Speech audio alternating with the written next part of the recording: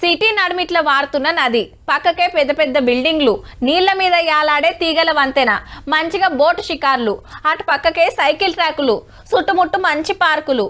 బయటి దేశాలల్లో గిట్లనే ఉంటది మరి. ఏడ గింత జాగ వేస్ట్ కాదు.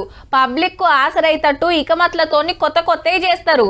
కొన్నేళ్లకు మనతాన కూడా గసొంటియే చూడబోతున్నాముల్లో. ఇక మూసి ఒడ్డుకు బంగ్లాలు కట్టుడు బంద్ అయినట్టే. అవు మరి 100 మీటర్ల దాకా పర్మిషన్ ఇవ్వద్దని డిసైడ్ చేసింది గవర్నమెంట్. నది నీళ్లు తేటగా చేసి చుట్టూరా ఎట్లా డెవలప్మెంట్ చేయాలో 4 సీనియర్ ఐఏఎస్ ఆఫీసర్లతో కమిటీ వేస్తే మొదలు కొత్త బంగ్లాలు ఇండ్లు కట్టుడు ఆపాలని సలహా ఇచ్చింది. గట్లనే ఎవరైనా దరఖాస్తు పెడితే మున్సిపాలిటీ వాళ్ళు అయినా టౌన్ ప్లానింగ్ ఆఫీసర్లు అయినా నో చెప్పవలసిందే. ఇక అట్లనే మూసికి 50 మీటర్ల దాకా బఫర్ జోన్ అని ఫిక్స్ చేసిండ్రు. ఉత్తప్పుడు మంచిగానే ఉంటది కానీ ఆనకాలంలోనే మస్తు తిప్పాల. మీది బాజు గట్టిగా దంచానంటే మూసి వంగి ఇళ్లకు నూక్కొస్తుంది వరద. మళ్ళా అన్ని ఇరుకిరుకు బస్తీలు మస్తు గోస. అయినాగిన కొందరు అట్లనే కట్టుకుంటున్నారు ఖాళీ జాగుందని ఏరేటోళ్ళు అమ్మిండ్రాని. ఇప్పుడు ఖాళీ పోతే లేలే మేము ఇండ్లు కట్టుకున్నాము ఈయనే ఉంటామని జిజ్జు ఏవట్టిరు కొందరు. అగో గందుకే కొత్త ఇళ్ళకి పర్మిషన్ ఇస్తలేరు అన్నట్టు. సిటీకి మీద గండిపేట కంచెలు చాలు చేస్తే కింద కొర్రెముల దాకా ఇదే రూలు.